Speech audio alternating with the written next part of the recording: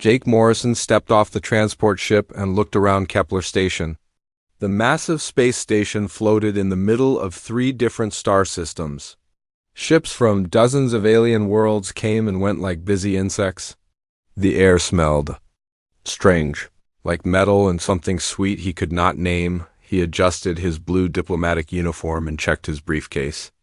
Inside were trade agreements and cultural exchange papers. Earth wanted better deals with the Zephyrian Mining Guild. They also wanted to open new shipping routes through Vorthan space. Simple stuff, really. Jake had done this job for 15 years. He was good at talking to aliens. Most of them were nice enough, just different. Some had tentacles instead of arms. Others looked like walking crystals or giant birds. But they all wanted the same things humans wanted. Trade, peace, and profit. The station's main corridor was huge. Hundreds of different species walked, floated, or slithered past him. Jake nodded to a group of tall, thin Andromedans. Their blue skin sparkled under the lights. A small furry creature that looked like a bear with 6 legs waved at him with tiny paws. Jake found his way to the Galactic Cartographic Council offices.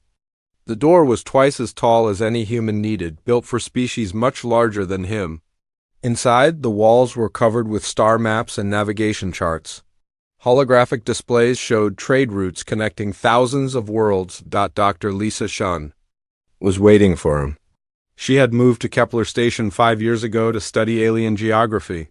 Her job was to help humans understand how the galaxy was organized. She looked nervous today, which was strange. Lisa was usually calm and confident. "Jake, good to see you," she said, but her smile looked forced. "How was the trip from Earth?" "Not bad. Only took 3 weeks this time. The new jump drives are getting faster." Jake set down his briefcase. "So, what's this about?" "Your message." Sounded urgent. Lisa looked around the room. They were alone, but she still lowered her voice. "I found something weird. Something that doesn't make sense. I've been working here for 5 years, and I just noticed it last week." She led him to a massive holographic display that showed the entire galaxy. Millions of stars glowed in the air. Between them, trade routes appeared as green lines connecting different systems.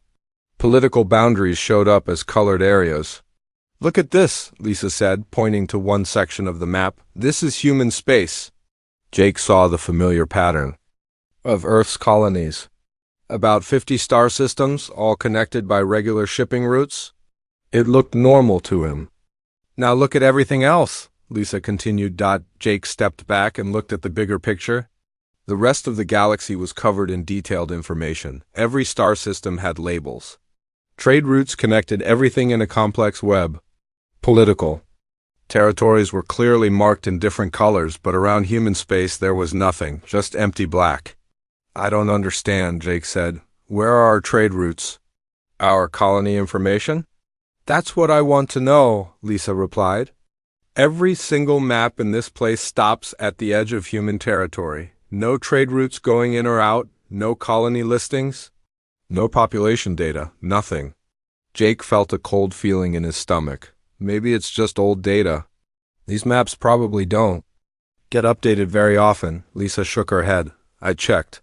These maps are updated every day. Real-time information from across the galaxy. But when it comes to human space, it's like we don't exist." She pressed a button and the map changed. Now, it showed shipping routes for the past year. Green lines showed cargo ships moving between alien worlds. The lines covered the entire galaxy like a spider web, except around human space. There the lines just stopped. "Jake, in the past year, according to these maps, not a single cargo ship has entered or left human territory." "But I know that's not true. I've seen human ships coming and going from this station."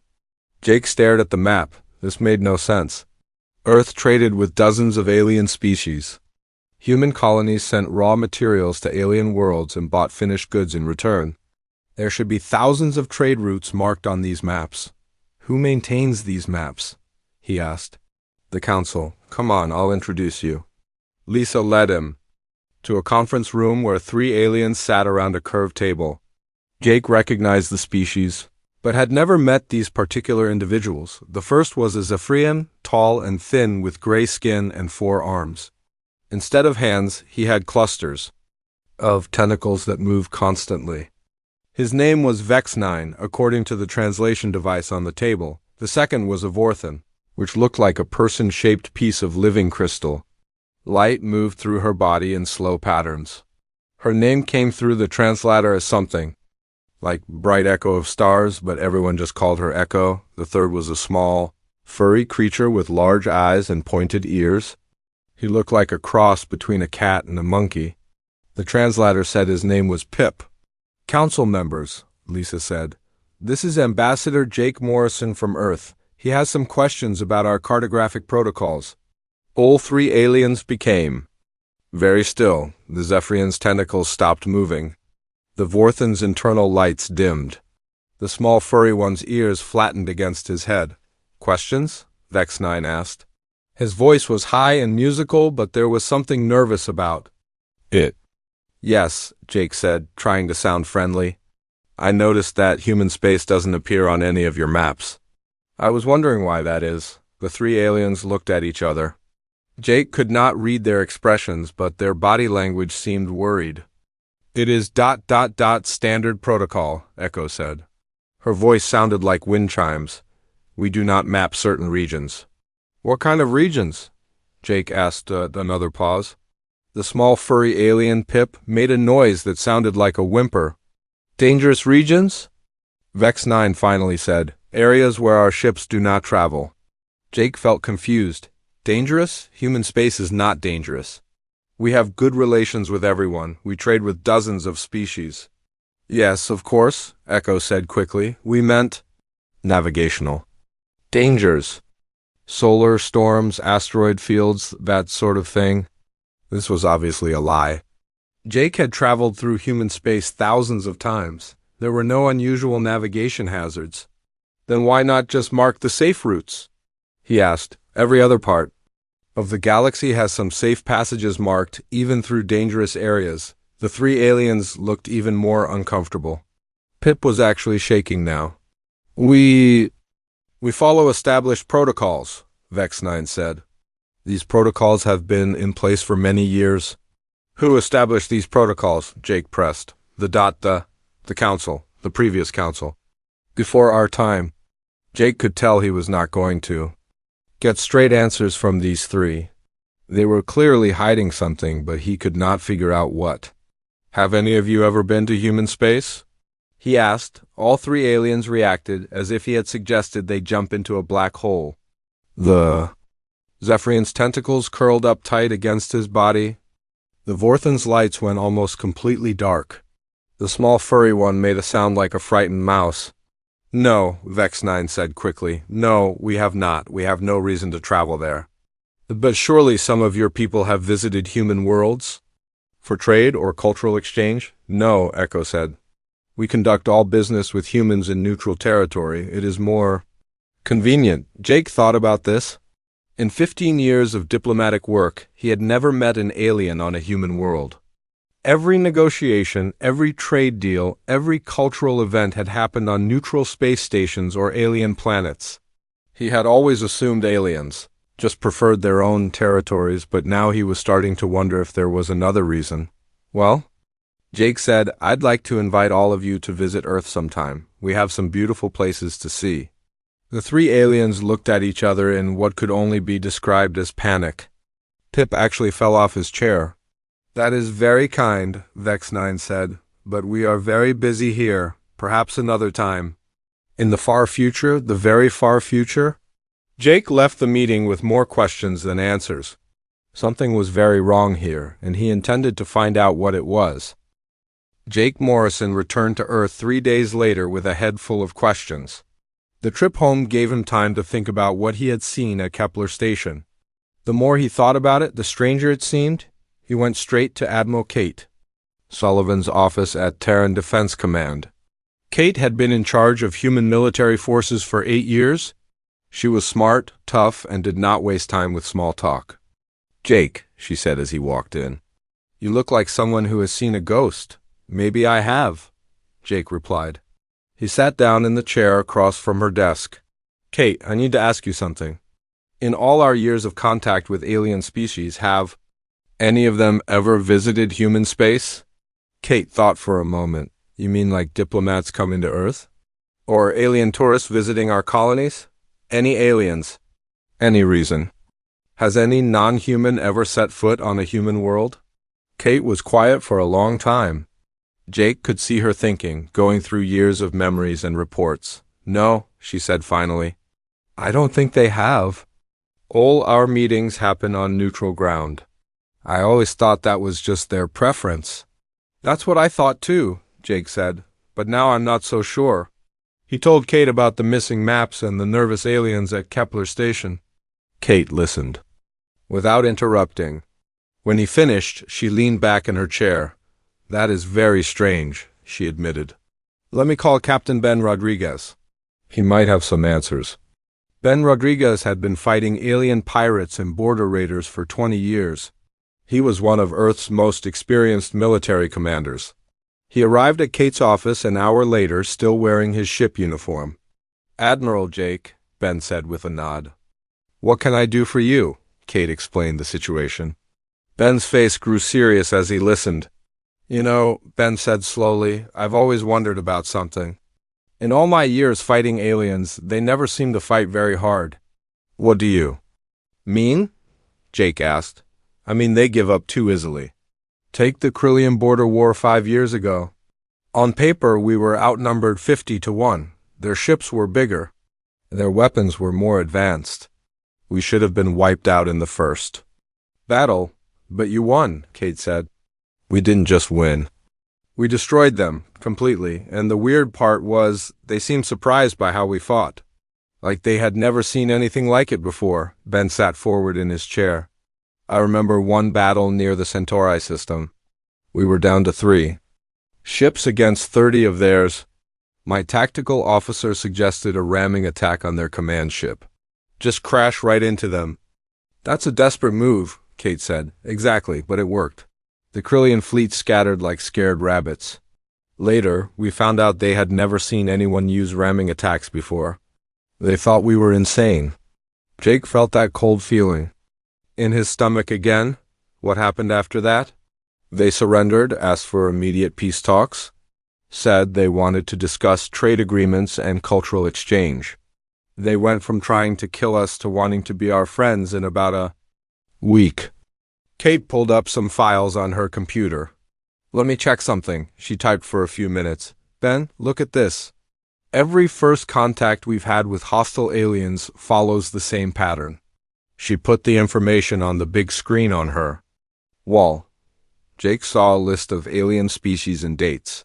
The Zephyrians attacked our colony ships in 2387. We fought back.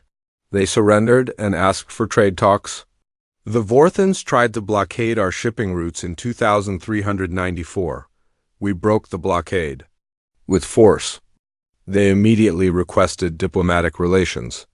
The Andromedans raided our mining stations in 2401. We chased them back to their own space. They offered us a peace treaty the next day. Ben whistled. I never looked at it that way. But you're right. They all follow the same script. Attack, get beaten, then want to be friends. It's like they're testing us, Jake said. But testing us for what?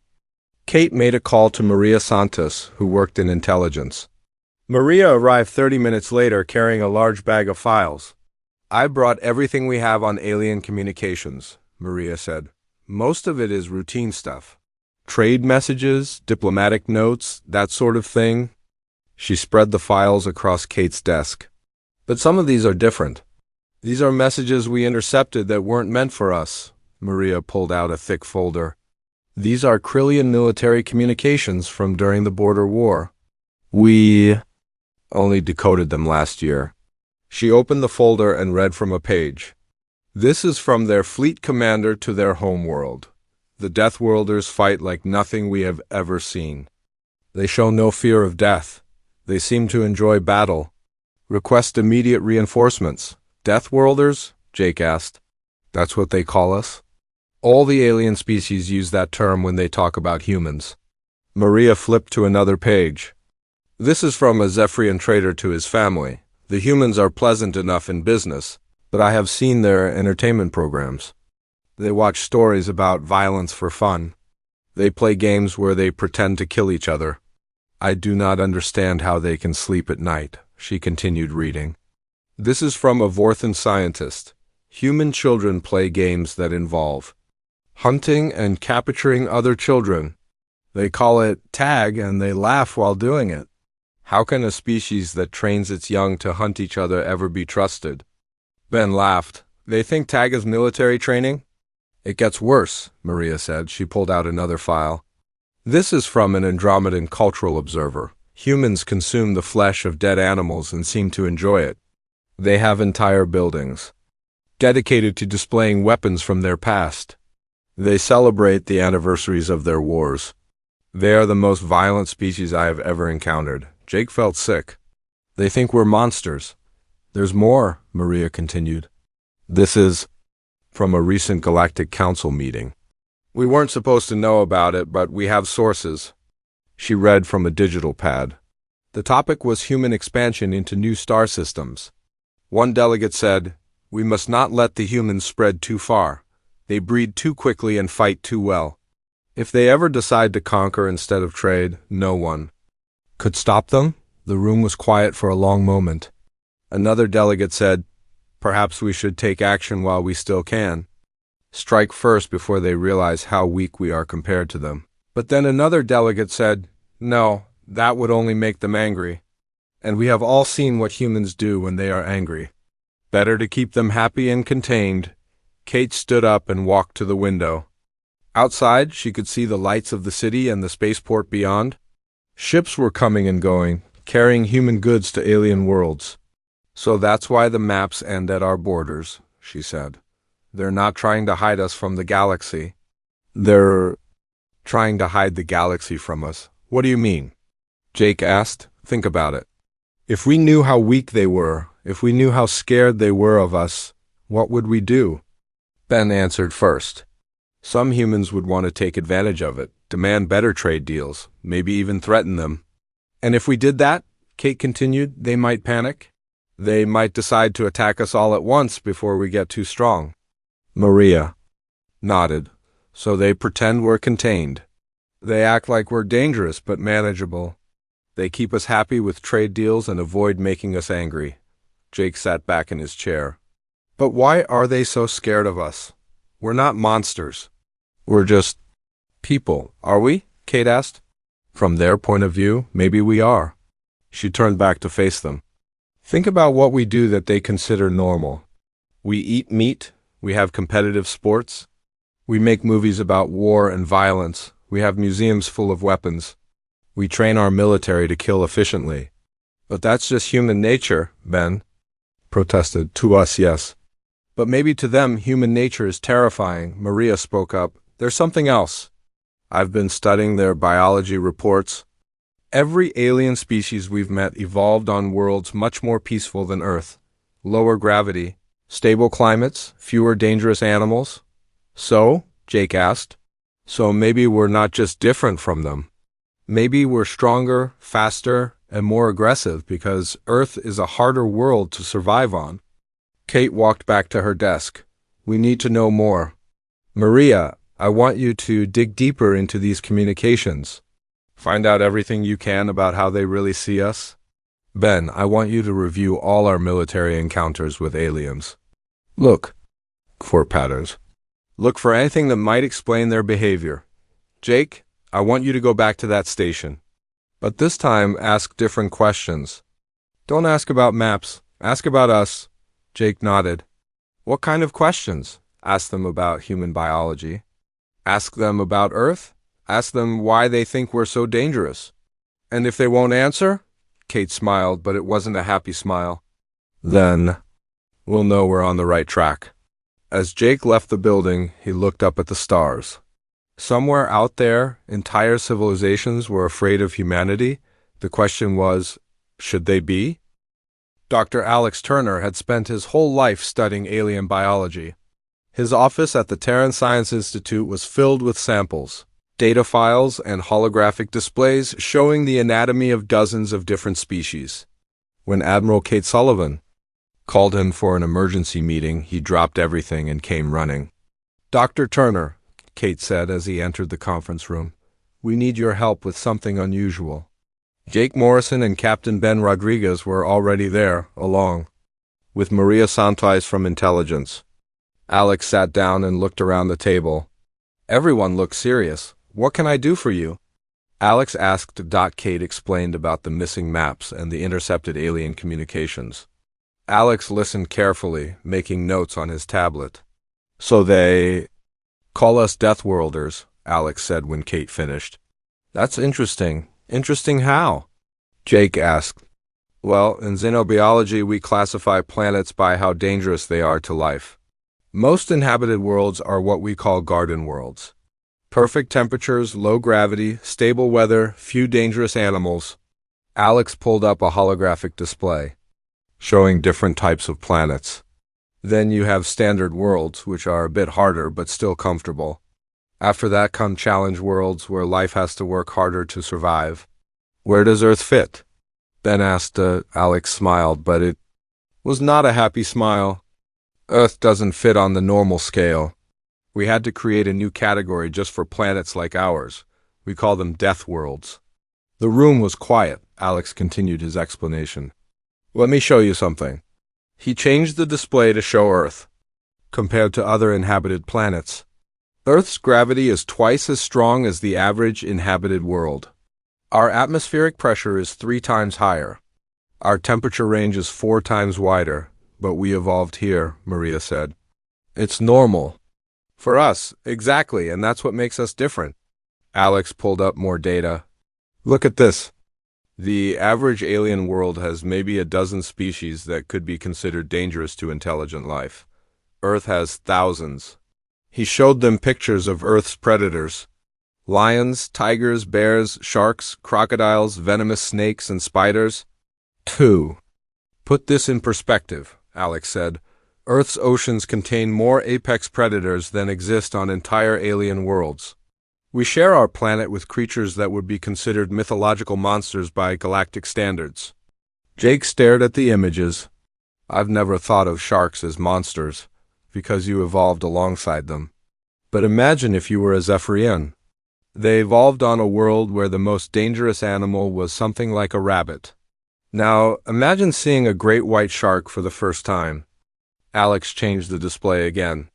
This time it showed human anatomy compared to alien anatomy. "Now, look at how this affected us physically. Humans are built like tanks compared to most aliens. Our bones are denser, our muscles are stronger, our reflexes are faster," he pointed to a comparison chart. "The average human can lift 3 times more weight than the average alien. We can run twice as fast. We can survive in conditions that would kill most other species in minutes." "But that's just because of Earth's gravity and environment, right?" Ben asked. "That's part of it, but there's more." Alex pulled up brain scans of different species. "Look at these neural patterns. This is a human brain during a stressful situation." The scan showed a complex pattern of activity. Now look at an alien brain in the same situation. The alien brain scan showed much less activity, and several areas seemed to shut down completely. Most alien species have evolved to avoid stress and conflict. When they encounter danger, their brains basically freeze up. They can't think clearly, they can't make quick decisions. "And humans?" Jake asked. "Humans get better under stress?" "Our brains work faster, we think more clearly. We become more creative and resourceful," Alex smiled. "It's because Earth kept trying to kill us for millions of years. We had to adapt or die." Lieutenant Commander Sarah Blake entered the room carrying a large bag of research materials. She was Earth's leading expert on marine biology and had been studying alien ocean life for the past decade. "Sorry I'm late," Sarah said. "I was reviewing the data you asked for, Admiral." She set up her own display showing ocean creatures from different worlds. "I've been comparing Earth's marine life to what exists on other planets. The results are shocking." Sarah showed images of alien sea creatures. They looked like colorful fish, floating jellyfish, and gentle whale-like beings. This is typical. Alien ocean life, peaceful, slow-moving, mostly plant-eaters. The most aggressive species I found was something like a sea turtle that occasionally ate small fish. Then she showed Earth's oceans. Sharks, killer whales, giant squid, electric eels, and countless other predators. Earth's oceans are like alien nightmare worlds. We have fish with razor teeth, creatures that can generate electricity, and predators that can swallow whole ships. And we swim in these oceans for fun, Ben said quietly. Exactly. From an alien perspective, humans regularly dive into monster-filled death traps for recreation. Sarah pulled up more data. But here's the really interesting part. I studied human evolution compared to alien evolution. Every intelligent species in the galaxy evolved as prey animals. Prey animals? Jake asked. Species that survived by hiding, running away, or avoiding conflict. They developed intelligence to solve problems peacefully and avoid danger. And humans? Humans evolved as predators. Specifically, persistence hunters. We're the only intelligent species that evolved by chasing down and killing large, dangerous animals. Alex nodded. That explains a lot. Our brains developed to plan attacks, coordinate group hunts, and solve the problem of how to kill things bigger and stronger than us. Sarah continued. Every other species developed intelligence to avoid conflict. We developed intelligence to win conflicts. Maria spoke. That matches what I found in the alien communications. They keep mentioning how humans think like predators and plan like hunters. There's something else, Sarah said. She pulled up a comparison of alien and human social behavior. Most alien species live in peaceful communities where everyone cooperates. Conflict is rare and usually handled by running away or hiding. Human societies are different. We compete constantly. We play competitive sports. We have debates and arguments. We even compete for fun. To aliens, this looks like constant low-level warfare, Alex added. They see humans arguing about politics or competing in sports, and they think we're always on the edge of violence. Kate had been listening quietly. Now she spoke up. So you're saying we really are different from them? Not just culturally, but biologically, more than different, Alex replied. We're the opposite of everything they are. They evolved to avoid conflict. We evolved to win it. They developed intelligence to hide from danger. We developed intelligence to become the danger. Sarah pulled up one final display. It showed a family tree of galactic intelligence. Look at this. Every other intelligent species in the galaxy comes from the same basic evolutionary path. Prey animals that develop tools to hide better and cooperate more effectively. And humans are alone on their branch of the tree. We're the only intelligent predator species that ever developed. Space travel. The room was silent for a long moment. Everyone stared at the displays showing how different humans were from every other form of life in the galaxy. So when aliens look at us, Jake said slowly, they don't see another intelligent species. No, Alex confirmed. They see the galaxy's only apex predator that learned to use tools and build spaceships. They see monsters, Sarah added. Monsters smart enough to build weapons and plan attacks. Ben laughed, but it was not a happy sound. No wonder they're scared of us. Double quotes. Kate stood up and walked to the window. The question is, what do we do with this information? What do you mean? Jake asked. I mean, now we know why they fear us. We know we could probably conquer half the galaxy if we wanted to. We know they see us as the most dangerous species that ever existed. She turned back to face them. So what do we do? Do we use this knowledge? Do we demand better treatment? Do we threaten them? Or, Maria said quietly, do we prove that their fears are wrong? Everyone looked at her. Maybe being the strongest doesn't mean we have to be the scariest. Maybe being predators doesn't mean we have to be monsters, Alex nodded slowly. We could choose to be protectors instead of conquerors. The question is, Kate said, will the rest of humanity make that choice? The news spread through human space like wildfire. Within a week, everyone knew the truth. Humans were the galaxy's most feared species. Every alien civilization lived in terror of what humanity might do. Some people were angry, others were scared. Many were confused. Town halls and government meetings across, human space filled with shouting crowds demanding answers. Senator Chris Williams stood at the podium in the Earth Senate building. Behind him sat 200 other senators from across human space. The viewing galleries were packed with reporters and citizens. "We have been lied to," Williams said, his voice echoing through the chamber. "For 300 years, we have been treated like second-class citizens in our own galaxy. We have accepted poor trade deals, we have been excluded from galactic councils. We have been ignored and dismissed." The crowd cheered. Williams raised his hand for quiet. "Now we know why they are afraid of us. They see us as monsters." "Well, if they want to treat us like monsters, maybe we should act like monsters." More cheers erupted from the galleries. Several senators stood and applauded. "I propose we renegotiate every trade agreement. I propose we demand seats on every galactic council. I propose we take what we deserve by right of strength." In the back of the chamber, Jake Morrison watched with growing concern. Beside him, Admiral Kate Sullivan shook her head. "This is not good," Kate whispered. "If we start making threats, they might panic. Or they might attack us first," Jake replied. On the other side of the galaxy, similar scenes were playing out. Alien governments were meeting in emergency sessions. Panic was spreading through their civilizations. Ambassador Jake Morrison received an urgent message from Kepler Station. Dr. Lisa Chun was requesting immediate help. Jake caught the next transport ship and arrived at the station 2 days later. Lisa met him at the docking bay. She looked exhausted and frightened. "Jake, thank God you're here. Everything is falling apart." She led him through the station corridors. They were nearly empty. Most of the alien businesses had closed. Many species had recalled their citizens. "It started 3 days ago," Lisa explained. "Someone leaked footage of human military training exercises. The video showed soldiers practicing combat scenarios." "What's wrong with that?" Jake asked. The soldiers were laughing. They were enjoying themselves.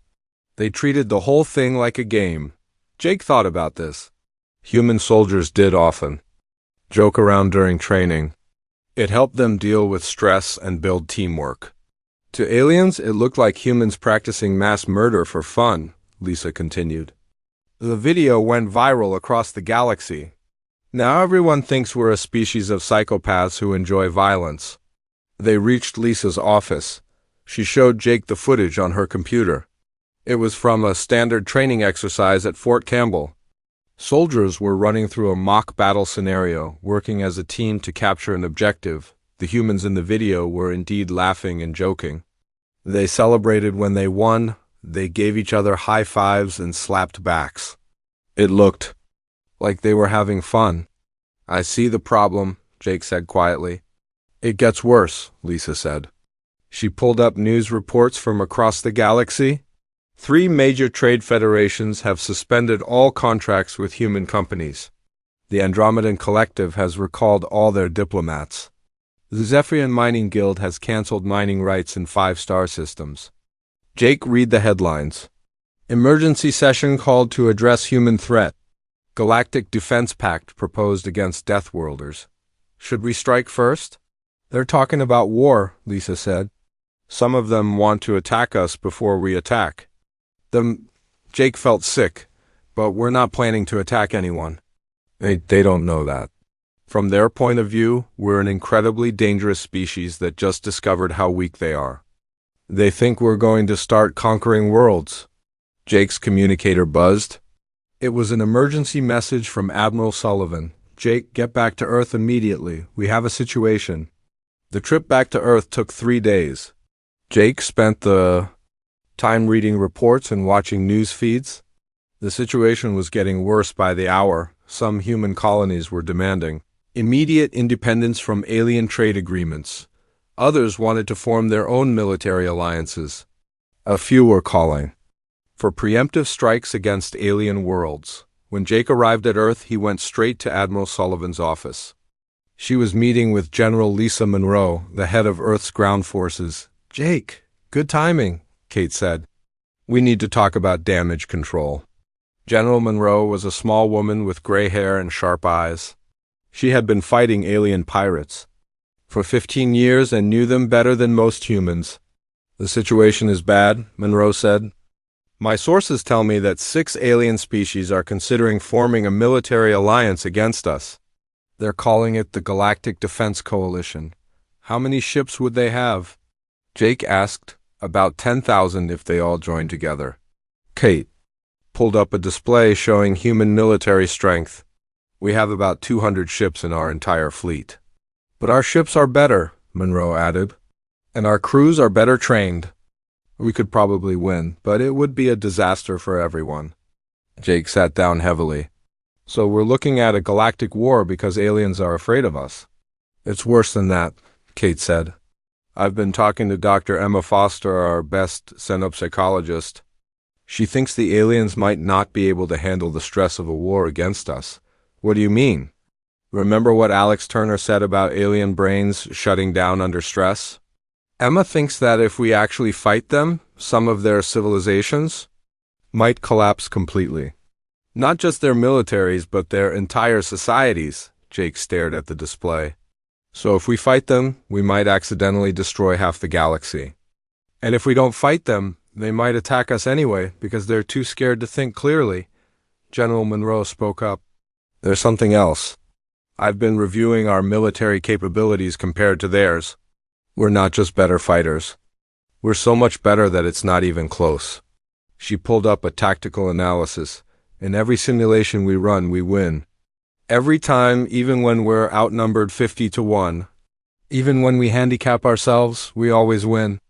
Because we're predators." "Fighting prey animals?" Jake said. "Exactly. They literally cannot compete with us in combat. Their brains are not built for it." Kate walked to the window and looked out at the city. "So here's our situation. We're the most powerful military force in the galaxy. We just found out that everyone else is terrified of us. Some of our own people want to use this to our advantage. Some aliens want to attack us before we attack them.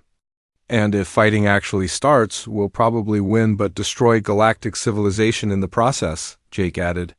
"That's about right." Dr. Emma Foster arrived an hour later. She was a thin woman with kind eyes who had spent her career trying to understand alien psychology. "I've been analyzing the alien response to recent events," Emma said. "The situation is more complex than we thought." She set up her own display showing alien brain patterns. "Most alien species have what we call flock behavior built into their psychology. When they perceive a threat, they either run away or group together for protection." "Like sheep," Monroe said, "exactly like sheep. And right now, they see humans as wolves. Some species are running away, canceling all contact with us. Others are flocking together, forming alliances for protection. But neither response actually makes them safer," Jake said. "No, in fact, both responses make war more likely. The species that are running away are cutting off communication, so we can't explain our intentions. The species that are grouping together are building military alliances that look threatening to us." Emma pulled up more data. "There's something else. I've been studying their history. Most alien civilizations have never fought a real war. They don't understand concepts like strategic thinking, tactical planning, or military doctrine. So they're making military decisions without understanding how military conflicts actually work," Kate said. "Right, they're like children playing with nuclear weapons. They might accidentally start a war they can't finish and don't understand." The room was quiet for a moment. Everyone was thinking about the same thing. "We need to find a way to calm everyone down," Jake said finally, "both humans and aliens." "But how?" Kate asked. "Half the galaxy wants to fight us, and half our own people want to fight them?" "I don't know," Jake admitted, "but we have to try. Because if we don't, this whole galaxy is going to burn." Admiral Kate Sullivan stood in the underground vault beneath Terran Defense Command. She had never been this deep in the building before. The walls were thick steel, and the air felt heavy. Colonel Ryan Hayes walked beside her, carrying a briefcase with the highest security clearance in human space. "What you are about to see," Ryan said quietly, "has been classified for 300 years. Only 5 people alive know the complete truth." They stopped in front of a massive door. Ryan placed his hand on a scanner. The door opened with a deep rumble. Inside was a room filled with computers, displays, and maps. But these were not ordinary maps. They showed the entire galaxy in perfect detail. Every star system, every trade route, every military installation. "This is the real galactic map," Ryan said. "The one we keep hidden from our own people." Kate stared at the display. It showed human space, but not the way she had always seen it. Instead of 50 star systems, there were hundreds. Human colonies and outposts spread across a quarter of the galaxy. "We've been lying," she said quietly.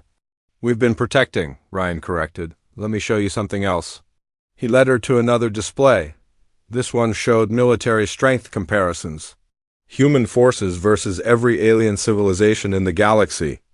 "According to our analysis, we could conquer the entire galaxy in less than 5 years. Not just win a war, but completely take over every alien world." Kate felt dizzy. How is that possible? Because we're not just better fighters? We're better at everything that matters for space warfare. Better technology, better tactics, better leadership, better logistics. Ryan pulled up detailed reports. "Our ships are faster and more maneuverable. Our weapons are more accurate and more powerful. Our soldiers are stronger and smarter. Our commanders think 3 steps ahead of alien leaders." But why hide this from our own people? Because we learned something important 300 years ago. "Let me show you the real history of First Contact." Ryan opened another file. It contained video recordings from humanity's early encounters with alien species. "This is from the first meeting with the Zephyrians in 2387. Watch what happens." The video showed a human diplomatic ship meeting a Zephyrian fleet. At first, the aliens were aggressive, demanding that humans leave their space. "Now watch the human response," Ryan said. The human captain calmly explained that they were just exploring. When the Zephyrians threatened to attack, the human ship performed a simple defensive maneuver. The Zephyrian fleet immediately scattered in terror. "They were not running from our weapons," Ryan explained. "They were running from our competence. The way we moved, the way we communicated, the way we stayed calm under pressure. To them, we looked like the most dangerous thing they had ever seen." Kate watched more videos. The same pattern repeated with every species. Aliens would act aggressive until they saw humans in action. Then they would panic and run. "Our early leaders realized something important," Ryan continued. "We were not just stronger than the aliens. We were so much stronger that our very existence threatened the stability of galactic civilization. So they decided to hide our true strength? They decided to be guardians instead of conquerors." Ryan showed her more files. Secret operations spanning 3 centuries. Human ships stopping pirate attacks that aliens could not handle. Human agents preventing wars between alien species. Human technology solving problems that alien science could not fix. We have been protecting the galaxy for 300 years, not officially, not publicly, but constantly. Kate looked at the evidence. Hundreds of operations, thousands of lives saved, dozens of wars prevented. "The trade routes that end at human space," Ryan said, "are not because aliens avoid us. They are because we patrol those routes secretly. We stop the pirates and raiders before they can attack alien ships. The peaceful relations between alien species are not natural. We mediate their disputes behind the scenes. We prevent conflicts before they start. The stable galactic economy exists because we secretly manage the parts that aliens cannot handle themselves." Kate sat down in a chair. The truth was overwhelming. "We are not members of galactic civilization," she said. "We are its secret protectors." "Exactly. And now that secret is in danger." Commander Rachel Torres entered the room. She was the head of the Secret Operations Division, a group that officially did not exist. "Admiral," Rachel said with a nod, "I assume Colonel Hayes is briefing you on the Guardian Protocol." "Guardian Protocol?" Our official policy for the past 3 centuries.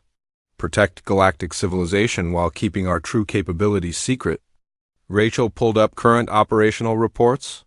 Right now, we have 200 human ships operating in disguise throughout the galaxy. They look like cargo vessels or research ships, but they are actually military craft. What do? Whatever needs to be done. Stop pirate attacks. Prevent asteroid impacts on inhabited worlds. Provide emergency aid during natural disasters. Mediate trade disputes. Gather intelligence on potential threats. Kate looked at the reports. Human forces were everywhere, solving problems and preventing disasters. The aliens never know we are helping them, Rachel continued. They think their own security forces are keeping them safe. They think their own diplomats are preventing wars. They think their own scientists are solving their problems. But it's us. It's always been us. Yes, we are the invisible guardians of galactic peace. Jake Morrison entered the room, escorted by 2 guards. He had been brought here directly from the spaceport. Jake, Kate said, you need to see this. Jake looked around the room in amazement. Kate and Rachel explained everything. The hidden colonies, the secret operations, the centuries of protection. When they finished, Jake sat in silence for a long time. So the choice we face, he said finally, is not between conquest and peace. It's between revealing the truth and maintaining the lie. That's right, Ryan said. If we tell the galaxy what we have been doing, they will realize how completely dependent they are on us. Some will be grateful, but others will be angry or humiliated. And if we don't tell them, the current crisis will get worse. They will try to form military alliances against us. Some humans will demand that we take advantage of our strength. Rachel pulled up the latest intelligence reports. The situation is reaching a breaking point. 6 alien species have now joined the Galactic Defense Coalition. They are planning a coordinated attack on human space within the next month. And our response? Kate asked. We could stop them easily. Their battle plans are amateur level. Their technology is centuries behind ours. Their coordination is terrible. But if we defeat them, the rest of the galaxy will panic. They will realize that nothing can stop us if we decide to conquer. Jake stood up and walked to the main display showing the galaxy. There is another option, he said quietly. What? We tell them the truth. All of it. Not just that we are strong, but that we have been using that strength to protect them. Kate shook her head. They will never believe it. They are too scared to think clearly. Then we prove it, Jake turned to face them. We show them the evidence. We reveal the secret operations. We demonstrate that for 3 centuries we have had the power to conquer them, but we chose to protect them instead. That's incredibly risky, Ryan said. If they reject our explanation, if they still see us as a threat, we will have given up our greatest advantage, secrecy. Maybe, Jake agreed, but the alternative is war. And in that war we win but everyone loses. Rachel spoke up. There is one more thing to consider. If we reveal the Guardian Protocol, we will have to continue it openly. We will become the official protectors of galactic civilization. Is that so bad? Jake asked. Kate thought about this. It means taking responsibility for the safety and stability of thousands of species across millions of worlds. It means being the galaxy's police force, its military, its problem solvers. It means being what we have always been, Jake said. Just doing it honestly. Ryan pulled up a communication console. If we are going to do this, we need to act fast. The Galactic Defense Coalition is meeting tomorrow to finalize their attack plans. Kate looked around the room at the faces of her colleagues. These people had spent their careers protecting secrets and preventing wars. All right, she said finally. We tell them the truth. We reveal everything. We offer to be their official guardians instead of their secret ones. And if they say no, Rachel asked. Kate smiled grimly. Then we continue protecting them anyway, because that's what guardians do. Jake activated the communication system. In a few hours, he would be addressing the Galactic Council for the most important speech in human history. The age of secrets was ending. The age of guardians was about to begin. The maps end at human space. Jake said to himself, practicing his speech. Not because you should fear what lies beyond them, but because we have been watching over what lies within them. We are not your conquerors, we are your protectors. And we always have been.